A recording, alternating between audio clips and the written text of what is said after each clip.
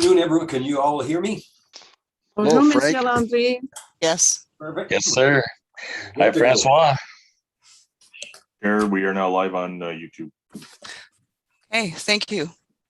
Welcome, everyone. Thanks for joining us tonight at our December Library Board meeting. So we'll call the meeting to order.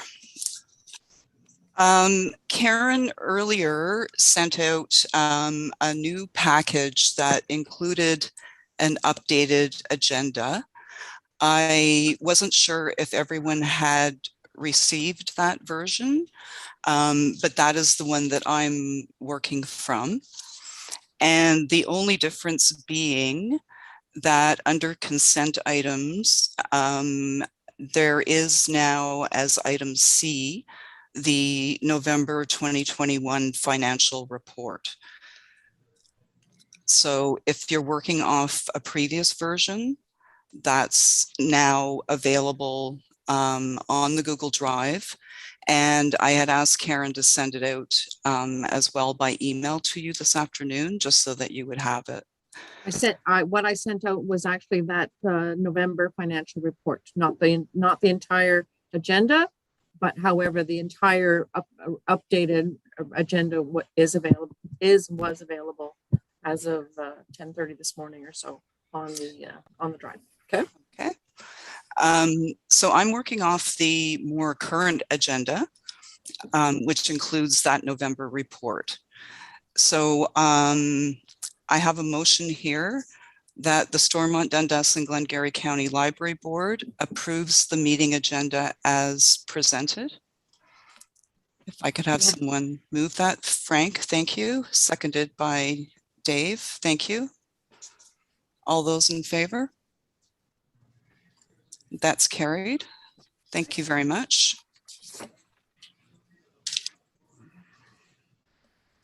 Any declarations of pecuniary interest? Okay, seeing none, we'll move on to the next item, which is the adoption of the minutes. So I have a motion here that the Stormont, Dundas, and Glengarry County Library Board approves the minutes of the October 21st, 2021 regular meeting as written. Could I have a mover for that? Tony, thank you. Seconded by Jim. I take it no one had any changes. Okay, so all those in favor? Thank you, that's carried. And no delegations. Not tonight. Nope. So I have a motion here that I will read out, and then we can discuss any items that anyone would like to. That the Stormont, Dundas, and Glengarry County Library Board approves all items listed under the consent items section of the agenda as presented. Could I have someone move that? Tony, thank you. Seconded by Alex, thank you. All those in favor? It's carried. Was there any items that anyone would like to discuss or pull forward? Jim? Well, it's part C, the financial report. I looked at the one that Karen sent out this afternoon, and it appears to be the same as the one that was sent in the first. Did I send out the Same wrong date. one? I do apologize. Same date, same time of day. So I couldn't see any difference from what was in the original package. Okay. I apologize for that. I'm going to refer to my. If I may add, like I went and re-grabbed the download, the Google download. So it grabbed with the new one. So my version that I printed has the November one on it. So I'm not sure if Jim, did you just download that Google recently? Well, this afternoon. I am for the period- looking at the document I sent out, and it is the net November financial summary, the attachment that I included on it. That's right. For period It is, ending same as- 30th November 2021. That's right. I believe if you would have went yesterday, Jim, and it wouldn't have been there, and that's the email that Karen sent. But if you went today, you would have had the new version of the download, which would have the November statement. Well, the one in the original package Was had the same- October's. It was October. There was Yeah, October. October and November on the same email. There was October and November, same date, same time.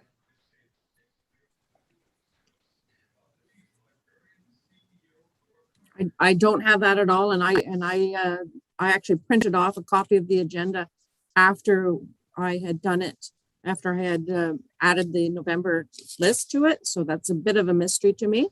It is an area that I wanted to speak very briefly on, just to make the board aware that in the course of 1 month, and it would be a typical month, our expenses or our expenses are about $200,000 a month, just to kind of make the board aware of, kind of our operational freedoms and constraints, I guess you want to call it that. I'm sorry, Jim, that there's some confusion about that, but I'm not in a position to fully understand, because what I see in front of me and what I sent out to everyone at 12:29 today was the November financial statement. So I don't know what you're looking at. Okay, we have the most recent one anyway. Yeah, you have access to it. It's definitely the November one is a separate document as well on the Google Drive if you want to have a look at it in any way. The only other thing, if Madam Chair, if I can it's not a big deal. I just wanted to bring to the board's attention under the District 1 branch reports, Maker Lab Finch. Just to let everybody know that the Maker Lab welcomed its new Maker expert, Jose, in mid-October. She seems to be an absolute natural fit for that role. She's taken to the Maker Lab lead like a duck to water, and she's infiltrating the community and making herself present there within the community, and it seems like she's being well received. I just wanted to point that out to everyone. Okay. Any other questions or Jim? Concerning the system library report, did I miss an email or something on the status of our systems librarian?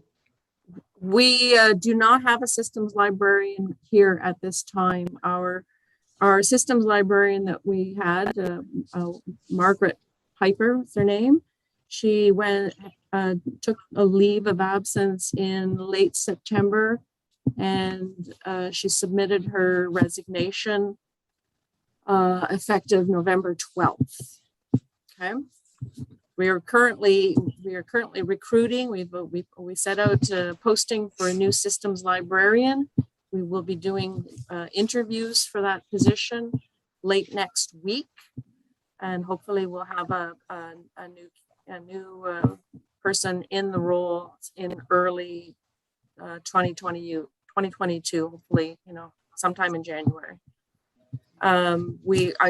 This provides me with a pretty good opportunity, if everyone doesn't mind, just to give you a bit of an update on staffing, because we are operating at a very lean level right now.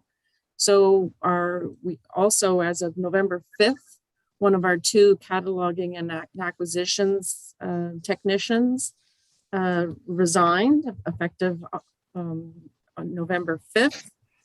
We have recruited and interviewed for that position, and have offered the position to a woman from north of Toronto. She's accepted verbally with a start date of January 4th.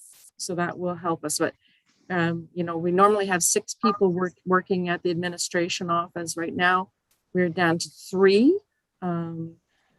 And as well, our administrative assistant has been on medical leave for about 4 months now. She is, we think she's scheduled, tentatively, she's scheduled to start back on a modified return to work as of next week. That isn't written in stone yet, but we hope to see her as soon as next week. And we have also been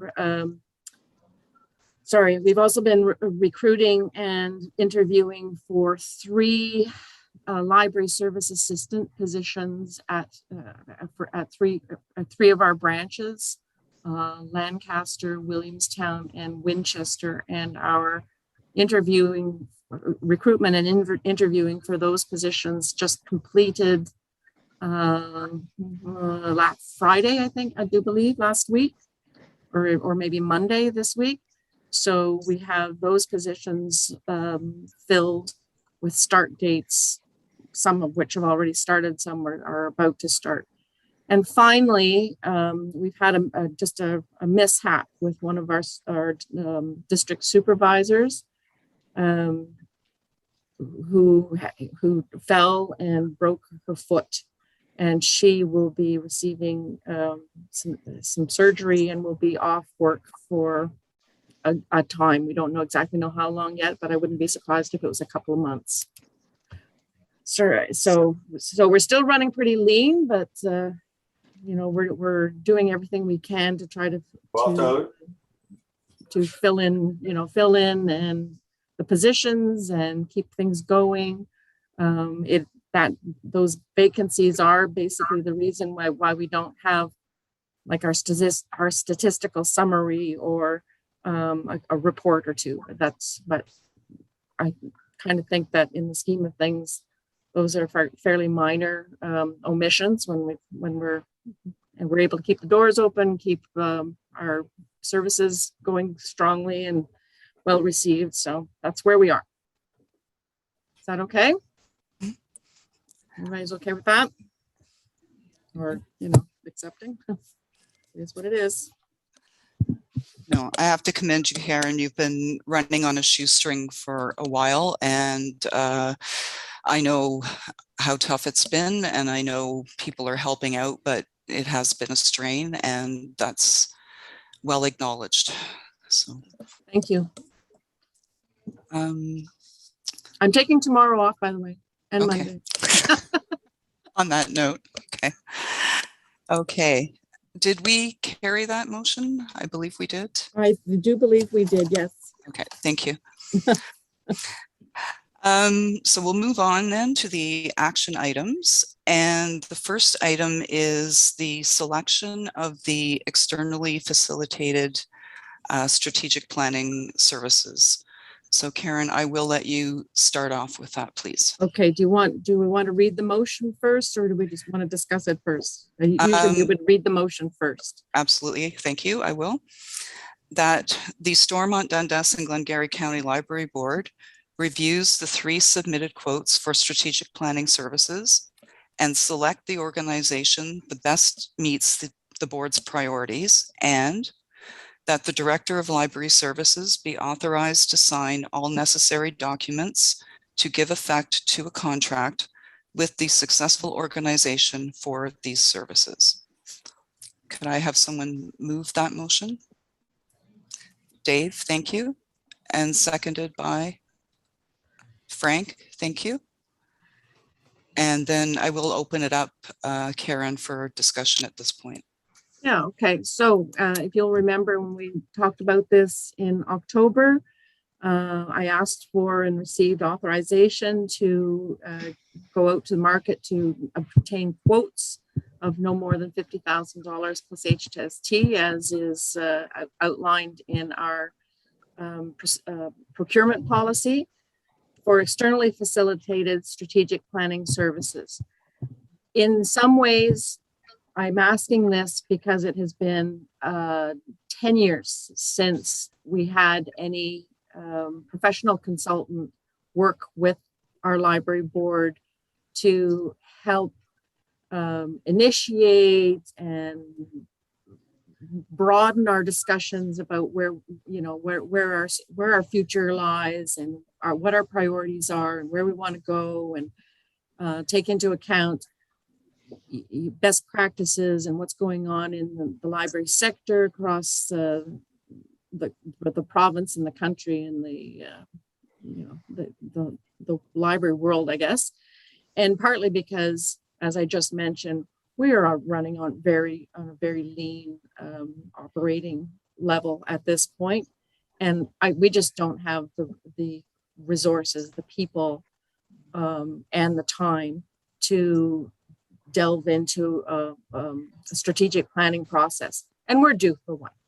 Our current strategic plan, which was done in-house internally with me working directly with the last library board of the last term, to create what we currently have, which is, can I remember the name of it? Probably not. I'm not very good at that. Moving Forward Strategic Plan 2018 to 2022.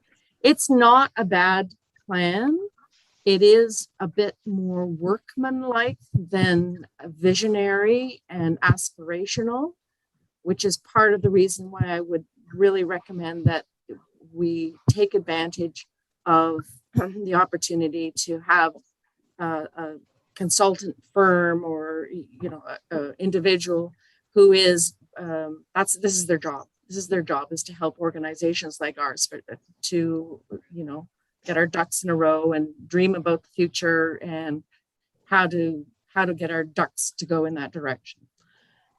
So I reached out to 3 organizations based on past experience and or recommendations from respected colleagues in library services and or recent work that's been done at a nearby library, that being Cornwall Public Library, to get their feedback and proposals.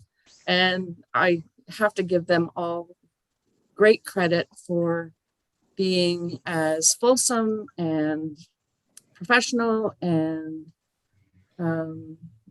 almost visionary, even in their quotes and proposals for services. So I just finished reading through the 3 proposals that I provided for you, and I have to say that all of them are quite impressive in their own way.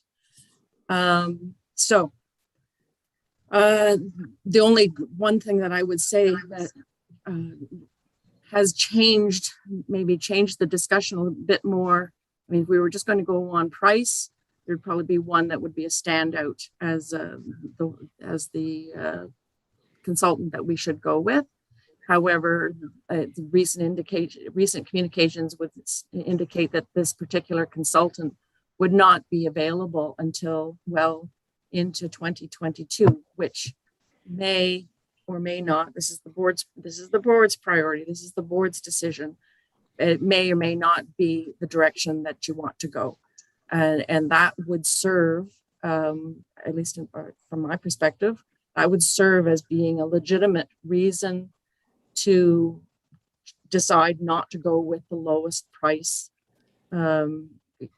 proposal if it does not fit in with what the board's priorities are in terms of timing and wanting to get this completed. Yesterday, I spoke at the council meeting when I presented our 2022 operating budget to council, about how the board would be in a position to spend a good chunk of its final year of its term working with and maybe starting to see the outcomes of a new strategic plan. However, if that strategic plan can't be completed until, say, almost October of next year, does that matter to you? That's one of the things you need to decide amongst yourselves. Hopefully you've all had a chance to read the proposals that were sent in, and I'm going to leave it now for you to kind of have that discussion yourselves about what you read, what you saw, what your impressions were, and how you'd like to proceed. Just for the sake of the meeting, I also included 6 strategic plans that were prepared by the respective consultant firms that I contacted. So so that you'd have an idea of the kind of work that they've done and what it looks like and what it sounds like and how it reads, et cetera, et cetera. So with that, now I give it to you to discuss. I'll go to Frank first. Thank you, Madam Chair. So basically, as far as the cost, I would, I don't know, as a board member, but I also look at Karen, one of them, and even part of our staff. You guys eat, sleep when it comes down to library. So I have faith in where you see would be the best fit. And I agree, dollars are not always the right. My question, as far as you're mentioning timelines, I know when you hire a consultant, they basically take information and then work it into our strategic plan that they feel the direction we should take. But you need resources to submit that information to the consultant. And right now, what I'm hearing is I'm not sure where we stand as far as having the manpower to be able to work with these people. So it's one thing to come up with a strategic plan. It's another thing to gather the information that they need to do so.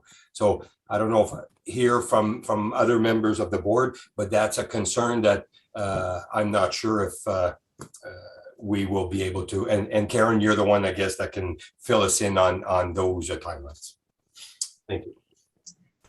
Would you like me to speak to that, or would you like to speak to it, Madam Chair? No, please go ahead, Karen. Okay. I absolutely agree with you, Mr. Landry, that timing is not great for a January 4th start on this. That was one of the things I was looking at when I reviewed the 3 proposals that were sent in. I also considered, for what it's worth, I considered how much time the library board members would each be expected to give to the process, because if I'm busy, I know you're that even busier because you wear a lot of hats. So I don't know. In some ways, the proposal that with a revised start date of April could fit in better with our internal resources in pulling that information together, but that just, it lays it out as a later finish date.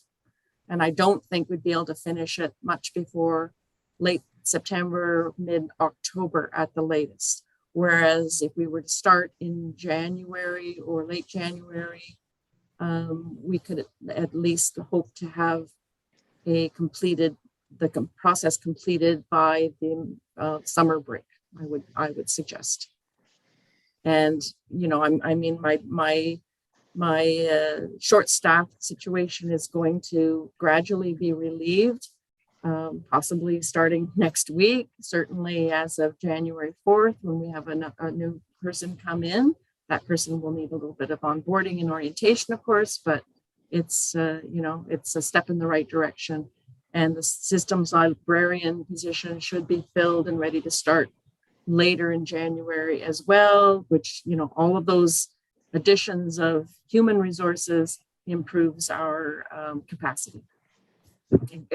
For one thing, it buys me time. I'll go to Dave next. Yeah, just briefly, I think I'm on the same page with Frank and probably Karen. The earlier would be better if it's not that big of a money discrepancy. And the reason I'm saying that is if we held off for the sake of a few dollars till October, we're at the end of our term. You can have a whole new board in, and I think it'd be a good idea for us to get the wheels of this engine turning and running smoothly, so that when new board comes in, everything is running and it's well oiled and on the go. There'll only be a few things to tweak, maybe by new board members, but it wouldn't be something that new people and Alex may be able to agree with me on this one. You can't just jump into the library board and with both feet running. It doesn't work. There's a lot of stuff to know here. I'm learning more and more. I mean, I'm finding that I'm just starting to figure out what's going on, and we're going to have a new strategic plan, and I'm all in favor of that strategic plan. I think it's it's great and it's going to keep us going for several years. But I believe we should get this board should get this off and running so that it is in good shape when new board members come on next term. I'll go to Tony next.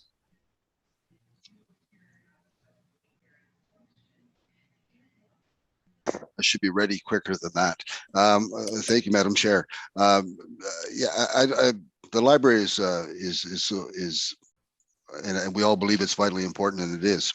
I think that we need to Councillor to the deputy mayor's comment. I'm sorry, Dave. I thought we're in a different meeting. You're the deputy mayor. You're not the councillor. To the deputy mayors, to both deputy mayors' comments so far. We need to get. I don't want to have a change in the committee members and have them without direction or going through the teething stage when they come in with the new direction. I think we should get it done, and I think we've discussed this earlier, that it's only fair that they come in with a strategic plan in front of them, and at some point, if they determine they want to change it, then they can. But to overwhelm anyone, I think, is unfair, and I don't think dollars for something of this scope really is too much of a concern. There's money allocated towards this. I believe I'm right, Ms. Franklin. Yes. And if you're comfortable and confident that an earlier timeline is manageable, then I'm comfortable with that level of comfort. That's my comment. Thank you, Madam Chair. Welcome. Any other comments? I agree with everything that's been said in terms of wanting to get an earlier start date. I agree. I don't think it's fair for a new board to be put in that position. It's something that should be up and running and ready for when they do come in, as has been stated. The only comment, and I don't know, Karen, if you have a personal preference or not, but based on our discussions, I just found the proposal from Overlap, Yes. and also in addition to being the highest bid, I found that there was much more concentration on design and graphics than there was on content. That's just my personal perspective, and I don't think we need a heavily designed document. So I don't know if that played a large factor in their quote. I couldn't find it, but I just found there wasn't that much meat to that one. It was much more from a graphic perspective. So, given a choice, I can certainly state my preference. In terms of, I agree that the April start date is late, and I just wasn't personally thrilled with the one from Overlap, but I leave it, if you have a preference, I'd certainly would appreciate hearing that as well. Are you talking to me, Karen? Absolutely, Karen. Okay. Yes. In reading through all of them and considering the timelines and whatnot, I will state that I preferred the Larry Day Communications one. I thought they showed a fairly good understanding of our community. The fact that they've recently worked with Cornwall, aside from everything else, maybe they would be in a position to help us, determine is there some areas where we could partner up. For example, knowing how Cornwall's priorities are and what their goals are. I thought that worked very well. I also thought that they were very reasonable in the expectations in terms of people's time and the number of meetings and but a willing and just like we don't all have time. When we certainly don't have time to go do a street survey or something like that. I read that in the Overlap one, and I must say I thought, do they know where we are. We don't have that many streets compared to roads.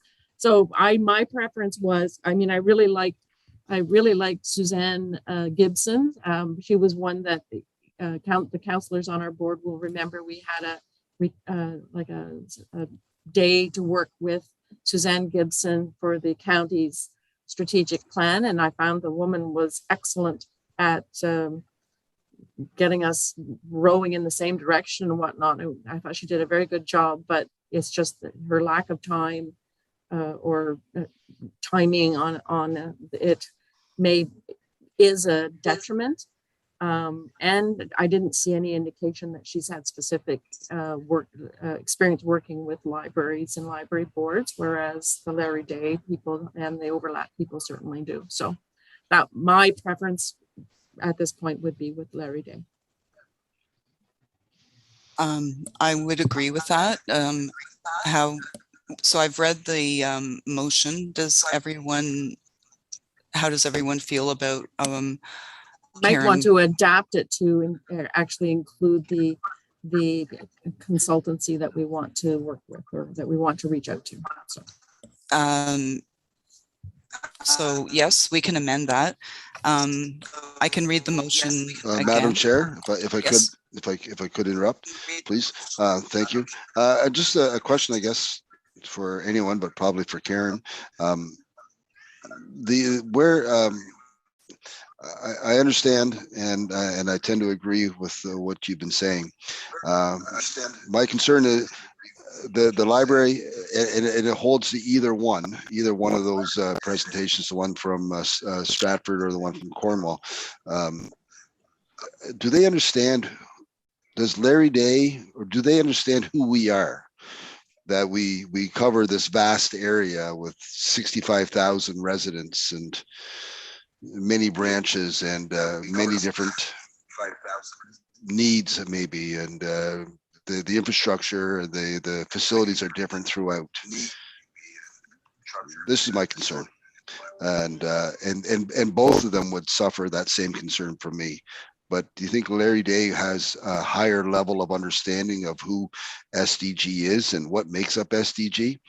And that really is key to me. I certainly think they have a much stronger understanding than the other overlap consultant firm. Whether now, and I can't say for sure how strong Suzanne Gibson's knowledge of SDG is outside of what council has presented to her, or as corporate services maybe has presented to her in terms of where we are. I mean, you were there for that session we had with Suzanne Gibson. I think they all start from a position of not knowing much to getting up to speed pretty quickly. And in the Larry Day proposal, they talked about phase one being that planning and launch, and would be requiring internal documents as they relate to the organization's history, strategy, finances, and operations. That kind of information I pretty much have at hand.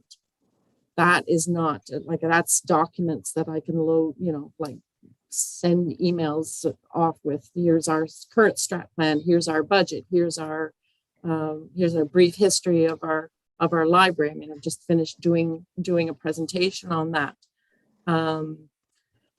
And then the operations, we are a 15 branch system.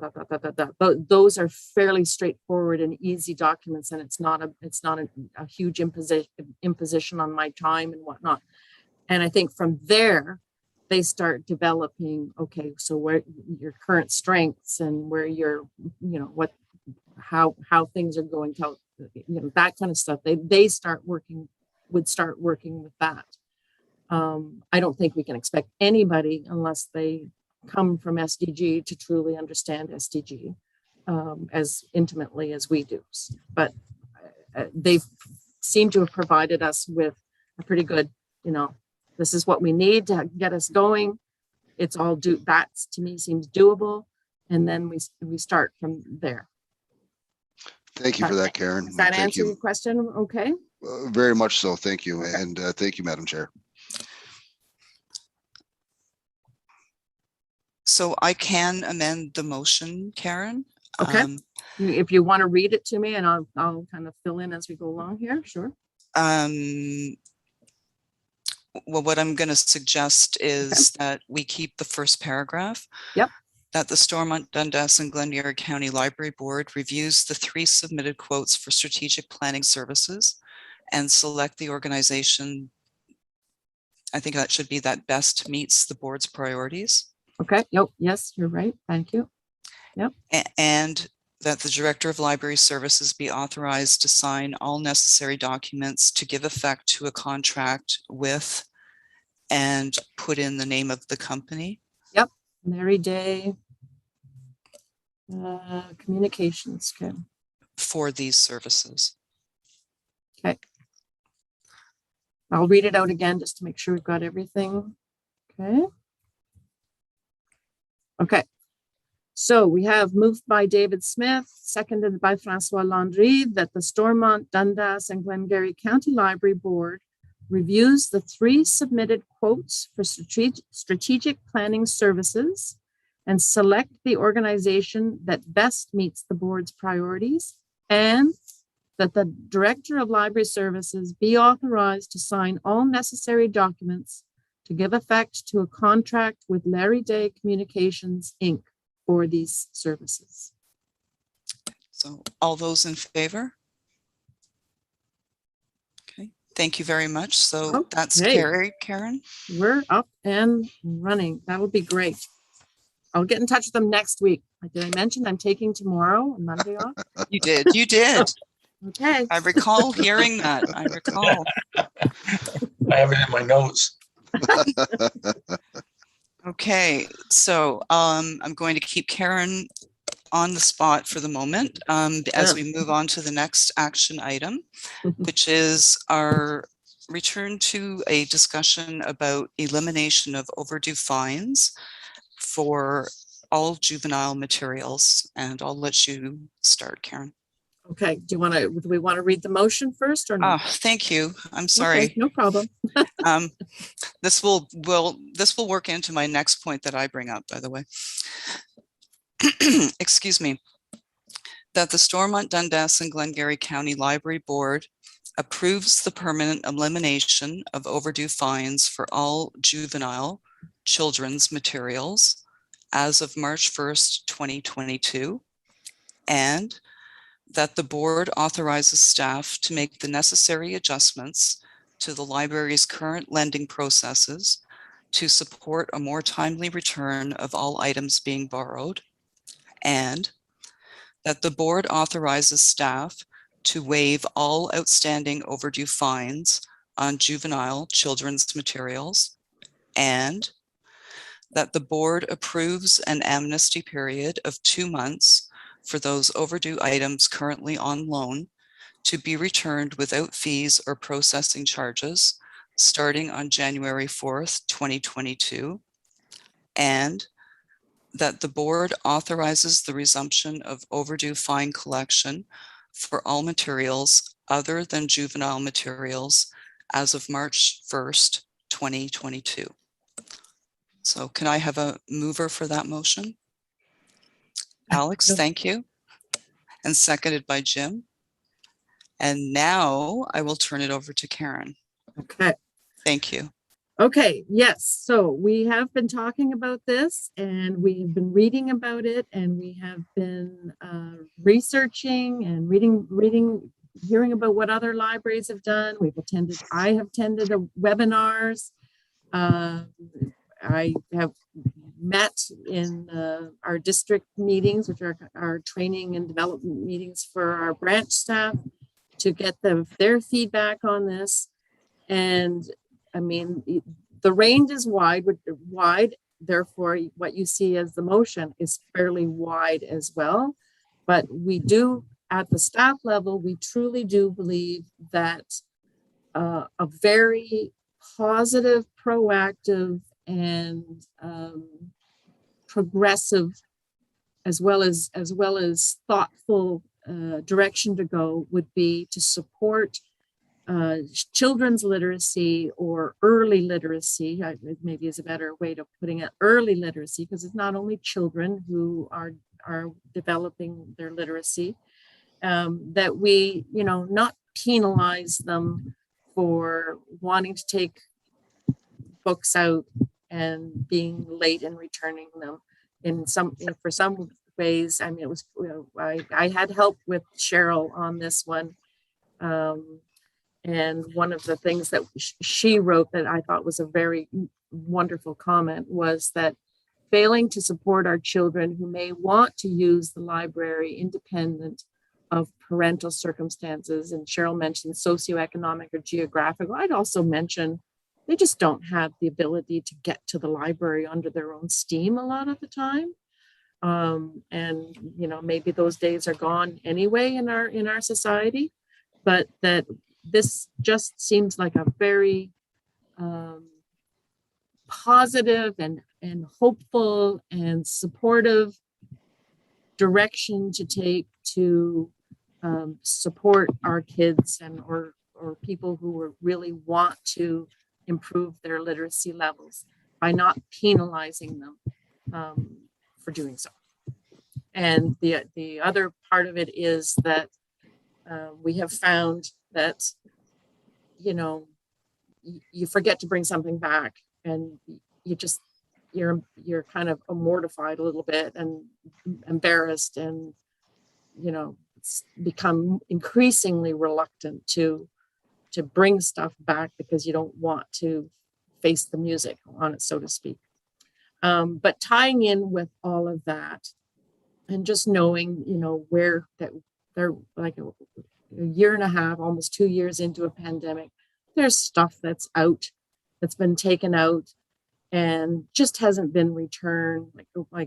And it's not just books, believe me, it's not just books. I'm thinking Wi-Fi hotspots were like an unbelievable, very popular, much in demand, but we need them back. And so, what can we do to ensure that we get our stuff back in a more timely fashion? Because other people are waiting for them, because they, they complete a collection because they don't belong to the person who borrowed them, and we are a sharing organization. So let's do what we can do to get them back and reduce that embarrassment and reduce that sense of, guilt or mortification, whatever it is. So, having an amnesty period and just tightening things up. It's easy to remember that, oh yeah, I was supposed to bring that back 4 days ago. It's easy to remember and, oops, whoops, me, here I am, I'll bring it back. Than it is 6, 7, 8 weeks later, 2 months, 3 months before you get billed. Like tighten up the borrowing timelines and try to erase some of that embarrassment about being late with things. So that's kind of where we're going. We really wanted to support the early literacy, and we wanted to improve the processes for trying to get things back in a more timely fashion. I'll go to Dave first. Yeah, thanks. Just briefly on that. That was what I had my head at, the same thing in my notes here. It's about books and equipment that have been gone for too long. Would it help if we sent letters to the people who have taken these out and tell them to bring them back, and so that we know that they're back in the system, and if they still need them, then they can start all over again. Just so, because he said it's been a pandemic, some of these things might be lost. Some of them are lost. I'm going to just. But we need to know that so we can do a proper inventory. Well, sending them letters incurs a significant cost to us. Do we not have email addresses from them all? No, we do not. I'm just going to show you that when I in my action request, I did a recent tally, and I took the time and some old paper. I'm trying not to kill too many trees, but this paper's been around this office for years. I'm just going to show you what the stack of current overdues looks like. That's it. That's For it. all of our branches. That's it. But they might have I know, I'm just lists of things.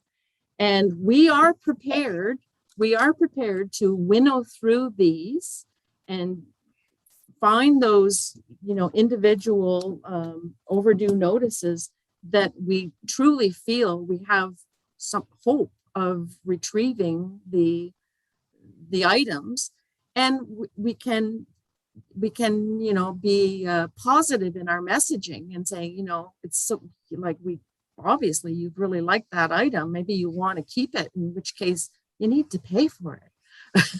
or if you don't want to keep it, please bring it back to the library. No guilt needed. You don't need any guilt. We won't charge you anything. Just bring it back before March 1st. Your account will be cleared up, and we'll welcome you back into the library. Can we leave that type of a message on the first page of our website when people log on to the library? And just have a message there, a reminder, it's been a long pandemic and we're coming out. That's something very friendly. And we understand you may have misplaced it, but we need to put it back in our circulation so we know where it is. Just a little message that might help, and it's not going to be expensive to do that. That's exactly the plan. And Okay. Spread it out on social media as well. We do know that it doesn't really apply to our print materials and stuff, but there are people who never venture towards our website ever. They're members in good standing. They borrow a lot of stuff, but they don't use our website at all. They're either people who walk into a branch and browse the shelves, or they're people who use mostly e-resources. What if we get them to stuff? But that's exactly the kind of messaging we want to introduce and put on the ends of our checkout slips, What if we were to ask everybody to return a late item, and for every late item they return, their name will go into a draw. They can win a bicycle in a spring or something. Well, I was thinking an umbrella, which we something that we already have. Okay. Something we already have, or win yourself a frisbee or something. Well, we have to make it something that's going to, encourage them. Yeah, like an enticement, or make it more fun, or something. We can get someone to sponsor. I can go ask Al at Bicycle World. He would probably donate a bicycle. Yeah, like a kid's bike. So that's the kind of messaging we want to move towards. We just need to know that we're, we got a whole kind of package and process around overdue fines and, all put together. So it'd be kind of a campaign. I would call it a campaign, not only, and, we could eliminating the children's fines on children's materials could be part of the 50th anniversary, like send ourselves off into the next half century on this positive note, and do this positive return your books, it's fun kind of campaign. I'll go to Tony next. Thank you, Madam Chair. I strongly agree with the concept of the elimination of the overdue fines for all juvenile materials. I strongly am a supporter. I can easily agree to that point, and I do advocate that we have to move into the 21st century, and fines may not be the answer. At one time, they may have been the answer, but as been mentioned before, the walk of shame maybe to return a book that's overdue. So you just stop going. But we need the Deputy Mayor Dave talks about, a prize. But you need, that's, I guess, the carrot, or is there a stick? You know, we need your books back. You have the information, Ms. Franklin, of who has overdue materials, and maybe a letter, not quite as pleasant as you'd like to express, but one that says these books are overdue. Please contact your local library. We are looking forward to the return of our materials. And if they don't want to return them, then we don't issue any more items to that person. They're no longer a member in good standing. And that might prompt some to think, you know what, I got to get my books back. I want to stay in good standing with the information that, the amnesty program and everything else. But there's got to be a good reason provided to them, either in a positive way or in a negative reinforcement way, of returning the books. But at the end of I just wanted to state again that I'm in support of the action request, but I think we need to refine the method that you're going to attempt to return items that are late.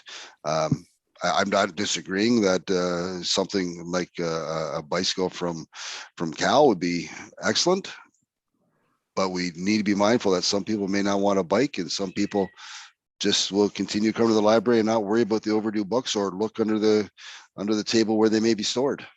We need to really encourage the return of goods that belong to the library system. The Madam Chair, sorry if I may interrupt here. The last paragraph on the action request before the options and discussion, which was there were two things mentioned in there: the introducing automatic renewals of borrowed items. This is something that has been undertaken by some libraries as a result of the pandemic, just to kind of help people with that, oops, all of a sudden they find themselves, isolated at home or completely went over their head that, oh yeah, I had library books I was supposed to return. But so that would be helpful in many ways. Also, that library privileges, when items borrowed have been declared overdue for 5 days, like suddenly slam, Mr. Tony, you can no longer, photocopy something, use a public access computer, sign out a book, borrow a Wi-Fi hotspot, attend a program, nothing. Only after 5 days. You haven't even hardly incurred an overdue fine. But it's not so much the fine that I'm concerned about, because I'm an advocate of not having fines. It's taking responsibility for something you've done. You've taken a book out, you've borrowed an item, you need to return it, because this is part of being a member of the library. Well, it's a way of automatically like reminding you, oh yeah, I have a responsibility to get stuff I borrowed back. So maybe they've stopped me for until I get those things back. Right, and maybe there's an amalgam of thoughts. Maybe when someone brings something back, their name is entered in for a Trek bicycle, and if they call it a scavenger hunt, something, but we need to find a way to encourage those that use the system but abuse the system, to be mindful of the needs of the rest. What I would like to suggest is that if this is approved by the board, that I then task our new community librarian to come back, after Christmas break, come back, or even before she leaves for Christmas break, and have the elements of an amnesty period, or let's make returning your stuff back to the library a fun and possibly profitable exercise, and put together a bit of a community campaign, or a marketing campaign, so to speak, to get stuff back. What's in it for you? I truly believe that a lot of things work when you can answer that question, what's in it for you, or what's in it for the individual, and I think she would have probably some very good ideas, and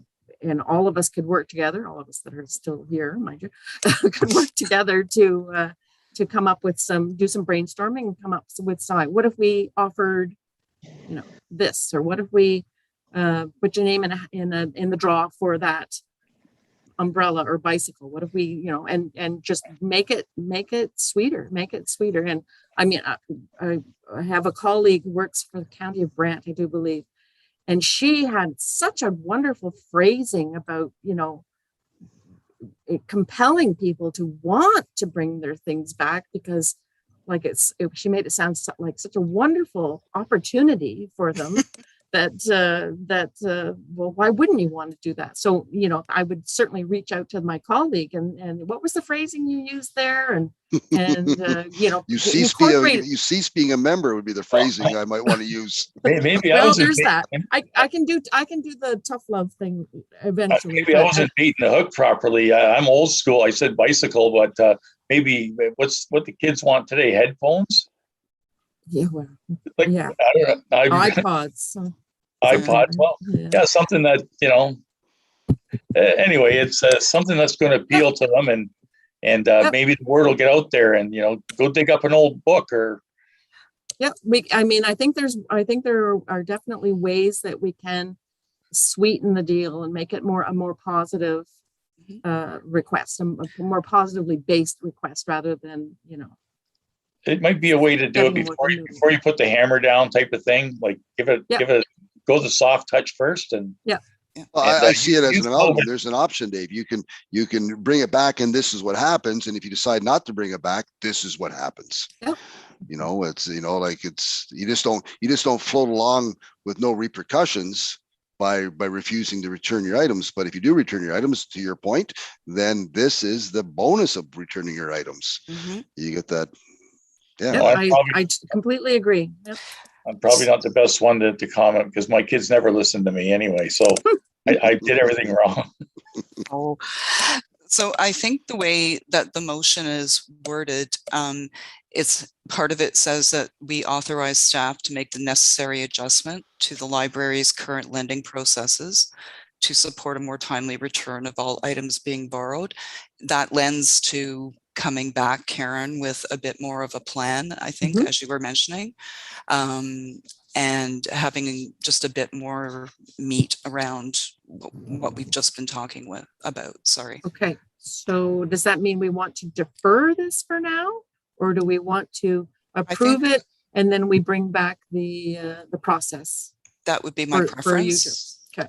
I think we can approve this and then come back with the process and take a look at that and see if everyone well, you can ask the question anyway. Exactly. Okay, so that long motion was moved by Karen. Did you want me to read yes, it again? It was moved by Alex McIsaac, seconded by Jim Algier, and I'll go through it again, just make sure everyone's on board.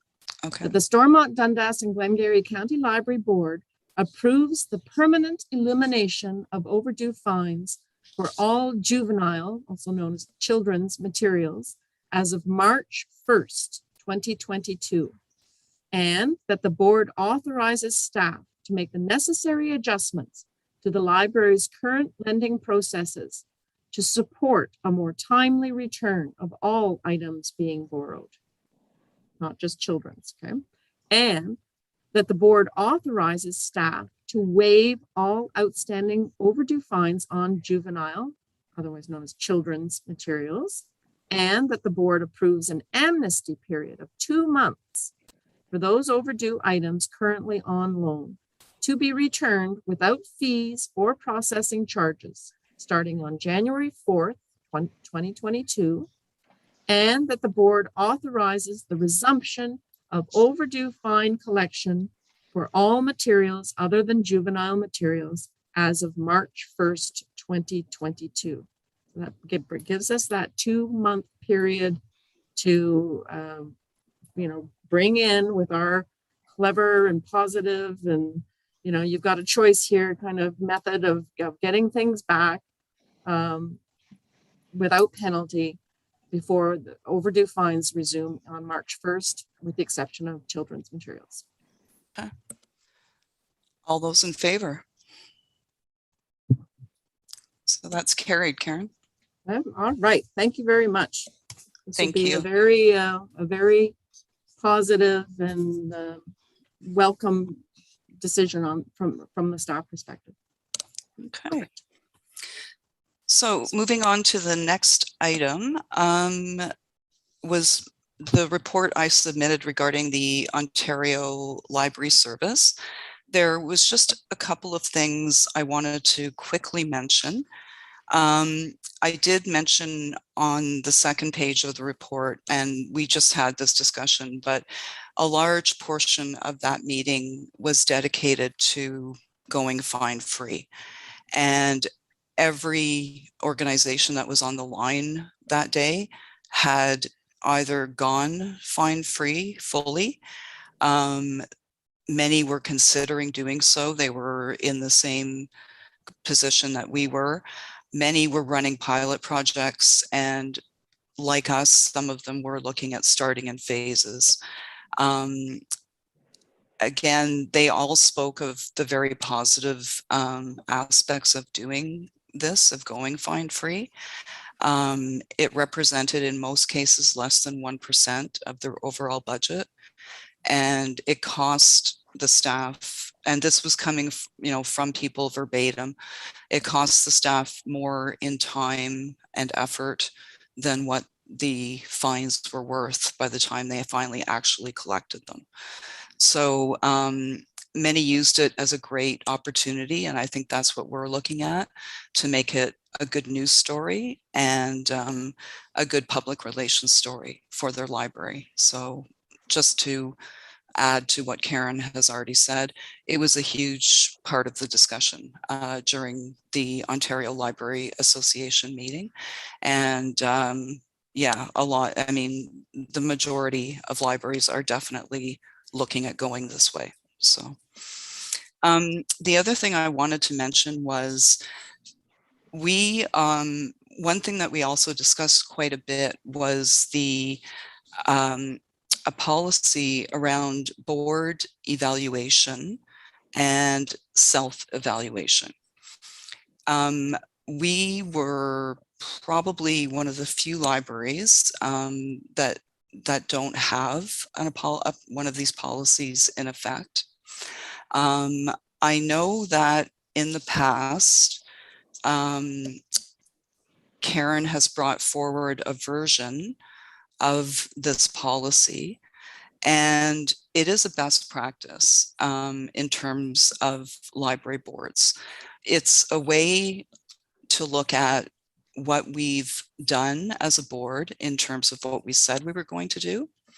And the second component is a self-evaluation.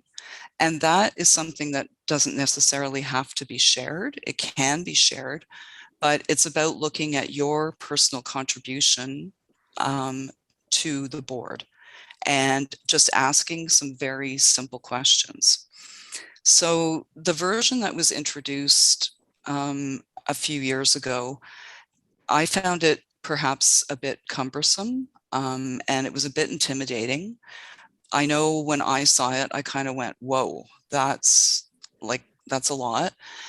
And what I'd like to propose is coming back with something a little bit more user-friendly, something that is easy to use, that could even be completed, by way of doing a SurveyMonkey type questionnaire, which is something that, as I'd mentioned in my report, that Sault Ste. Marie does, just to get it out to their board members in a quick, easy way.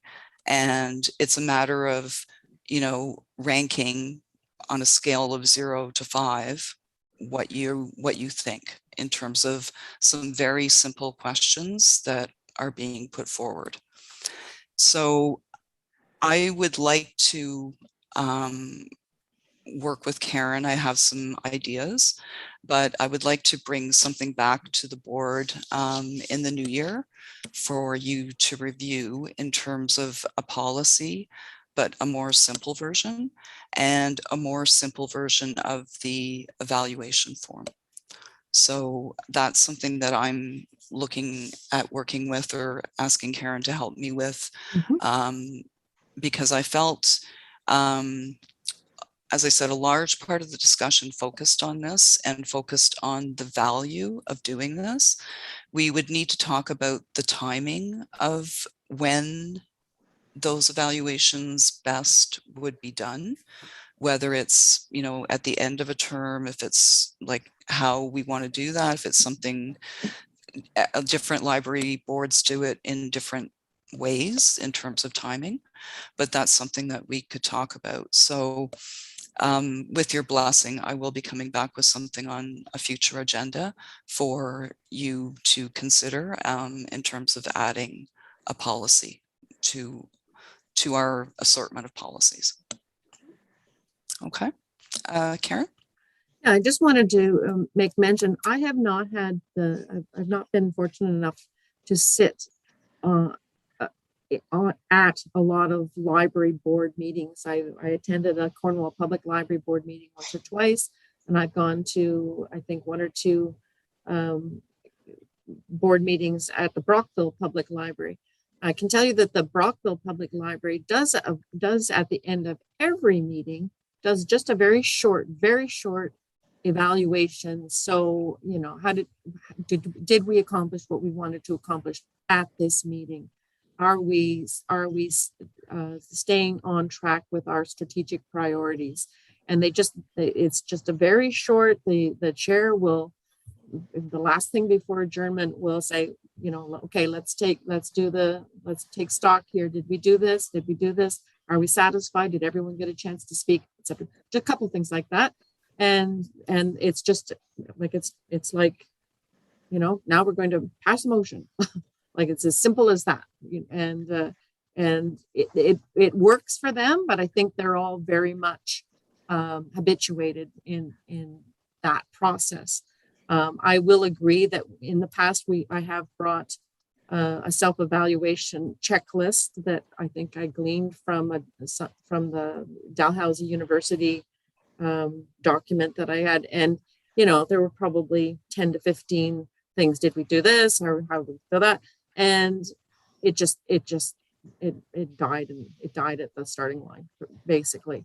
So I'm very much happy and willing to work with you, Margaret, to you know, see what policies are out there. I'm all for cribbing if I can, and find what works for us best. Put the policy together, have it pass muster through the board, and really work on that self-evaluation form, because I agree with you, it does have to be easy, straightforward, not onerous, and not make anybody feel, it's kind of like, you know, don't feel guilty about this, don't feel embarrassed.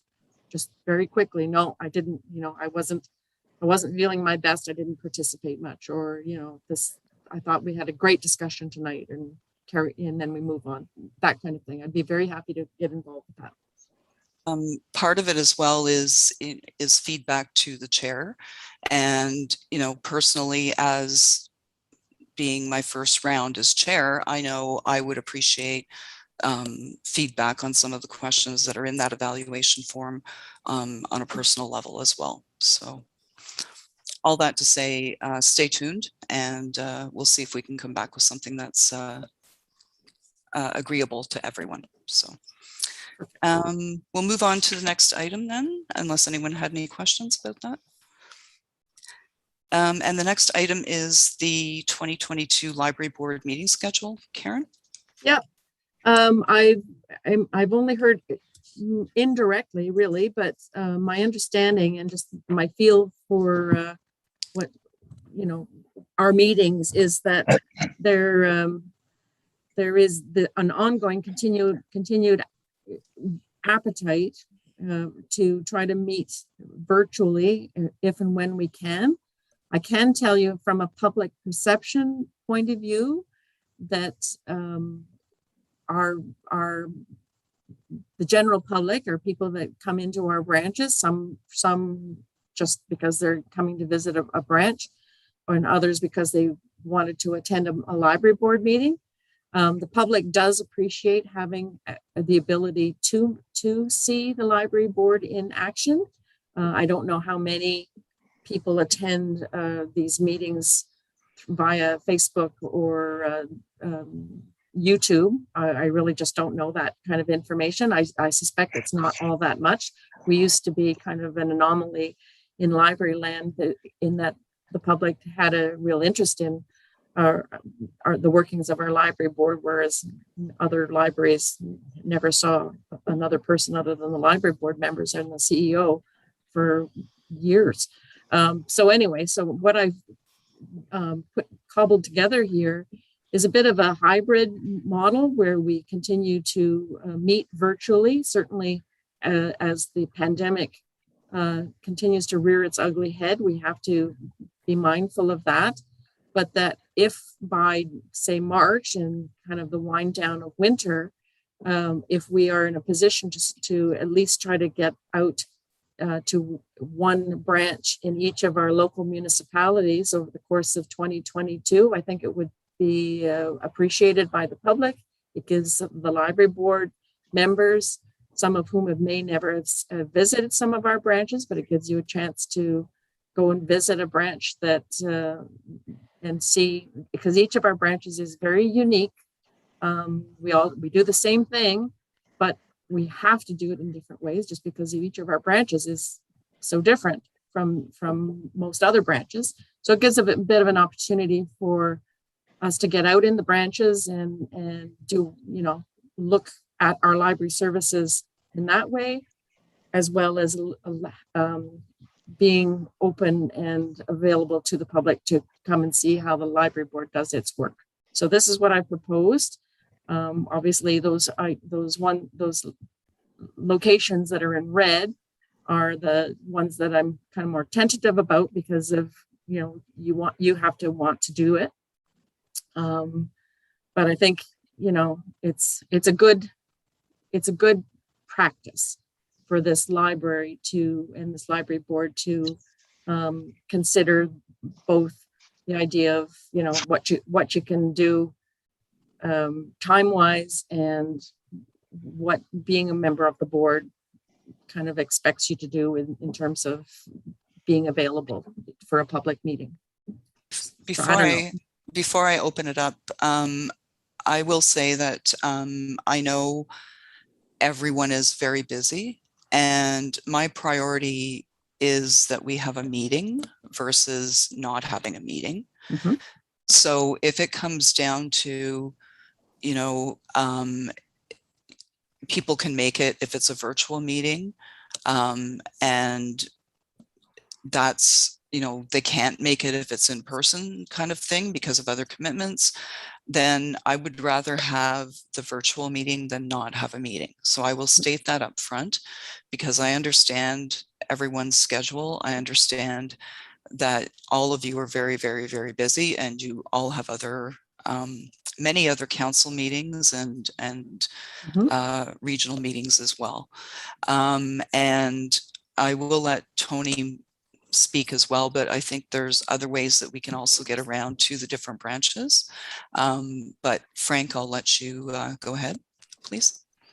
Thank you, Madam Chair. So I agree in regards to everybody's busy, but you know what? Before this pandemic, we used to have our meetings once a month and it was in different branches, and you know what? We made it happen. So I can see us being able to work together and making that happen. What you have here, Karen, I support. You're basically hitting one meeting per municipality with the 6 and then the 3 virtual. My only concern is when we are in person, the 4:30 might be hard to. So as far as a virtual, it is not an issue. I actually prefer the 4:30 with the virtual. You're done by very shortly and then you're home and on your way. But to try for me to get to Alexandria, South Mountain, 4:30 would not work for me. So potentially back to the 5:30 start time as in the past would maybe work better. Any other, Dave, I'll go to you. Thank you. Through you, Madam Chair. Yeah, I agree with Frank. I can see that depending on where you live. I'm somewhat centralized, so it's a little bit easier for me, but it's not the same for all the rest. And I would prefer the virtual, but I only say that it's what my personal preference would be. But I think it's very important and that we all get a chance to meet in other libraries across the counties, so we can get a better idea of what we're talking about when we're talking about the Chesterville branch or the Alexandria branch. Because I'm going to be very honest with you, unless I'm going there for a meeting, I don't see a real big reason for me to travel to these branches and go inside and meet the librarians and see how they're set up and stuff like that there. So I think it's important to actually have the meetings in the branches. But Frank makes a very good point about having enough time to get there, because when we get there, we don't want to be rushing and unpacking and, we're trying to get the meeting started and somebody's just coming in the door. And so I think Frank makes a good point as far as moving up the in-person meetings maybe to a little later, 5:30, if he thinks that suits him. Thank you. Jim? Your mute is on, Jim.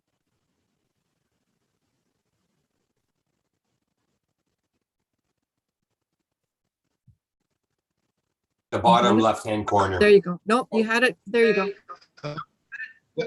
Okay, as I was saying, as an old hired fellow, I can go either way, but I kind of like the in-person meetings maybe a little more because just because you can talk more and more informally, I think, than on these virtual meetings. And it's good to get around to the various branches as well. We had a good tour back there in a couple of years ago one Saturday afternoon. We made a tour, but I'm sure things have changed and personnel have changed, and we get out to visit some of these spots again. It can't do any harm. And that's not to say we can't do another tour as well. True. Yeah. Karen? Yeah, just a very good point, Jim. And like if and when we can safely climb into a vehicle together, that's be a great outing. The other thing I wanted to mention is the Public Libraries Act. It was revised maybe a year and a half or 2 years ago, maybe almost. Anyway, not that long ago, to state that we are required by law or under the Act to have a minimum of 7 meetings. So that is something that could be considered. And I think it was Frank that mentioned, I'm not sure exactly who, sorry, but that we used to have that 5:30 start for meetings when we were meeting in person. And some of you may not know, but that also included a light meal, because I know that people were hungry. So that was, and believe it or not, I took that as an opportunity to also provide some business to local food purveyors, that we could pick up a pizza in Finch, or we could pick up some sandwiches in Williamsburg or something like that. So I use that as an opportunity to actually aid economic development, so to speak, a little bit. The only thing that I would say, if we want to make a change, even as minor a change as our start time, if we want to meet in person, or the number of meetings we're going to have, we need to amend our bylaw, our procedure bylaw, which requires a public notification that we're going to make an amendment, and then at the next meeting we make the amendment, and then it becomes a procedure, our accepted procedure. Just as a process thing, we actually have to give notification, like in January, that in February we're going to amend the procedure bylaw. Okay, just want to put that Madam Chair, did you guys notice that Karen's utilized the same method of Dave's bite for late fee return. She's using pizza with the board. I thought you already had a bicycle, Frank. Go to you, Tony, please. And thank you, Madam Chair. Not to be too whiny, but today my meeting started at 9 o'clock, and I maybe saw my late setup, and that's where I ended up today. And I wouldn't be traveling to a meeting tonight. But I do, to everyone's point, or the ones that have expressed the view on traveling, yeah, we need to, as library board members, it's vitally important that we see the other libraries. And I have a rotating shift schedule with my other work, and I'm not able to make every meeting. Whatever works best for the group will work best for me, and I'm not going to whine and complain about missing a meeting or so, because I think everyone understands that people will miss a meeting or two. But I do want to be a contributing member. I like the idea. I think I've discussed this with the Madam Chair. I like the idea of a road tour where we get around and we see 4 or 5, and Karen has food prepared for us as we travel in the Magic School Bus or wherever way we go. But yeah, it's vital that we see and understand, and that the friends of the libraries see us and see that we are supportive of the things that they're supportive of, and the community members see us.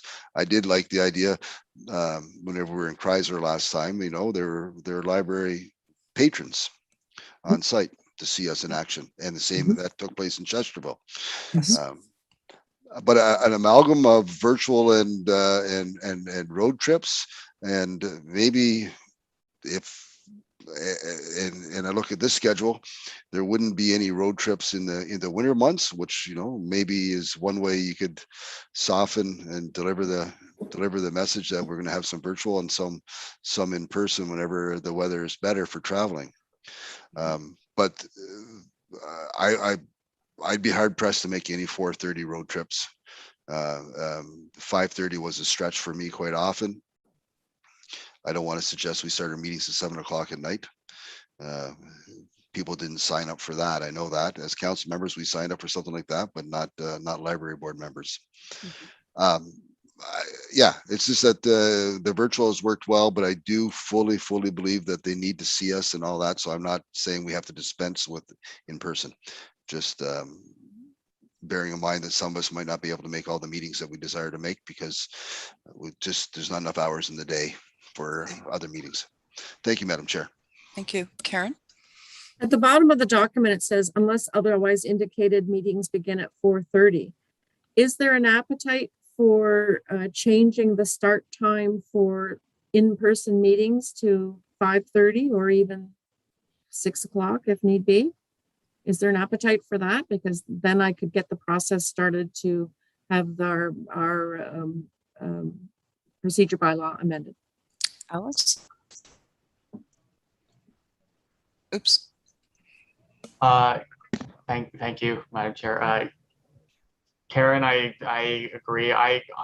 For me, there's an appetite. I echo kind of Frank and Tony here.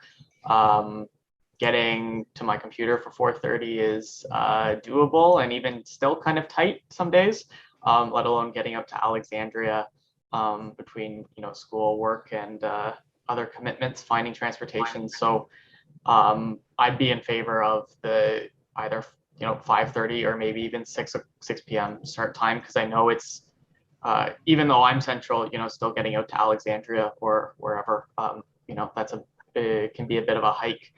So especially for some of you who are going across the whole municipality, would be even more difficult. So yeah, anyway, in short, I'd be in favor of exploring those options. Did we just change it, Karen, because we were We doing it did. first? It used to be 5:30. We changed it to assist a former board member who had scheduling conflicts. So that was why it changed to 4:30. So Madam Chair, Yes. may I present something that I purchased at a local craft fair, and I haven't used it in my virtual meetings, and I think today would have been the best day to do it. I'm Okay. surprised that Alex needed to be prompted with something like this, and maybe Jim. Very handy, Yeah. classy and practical. Mhm. Sorry for the interruption, and not to make fun of you, Alex, but You did So- anyway. I You did it couldn't anyway. help it. Kind of love it when the kids get caught.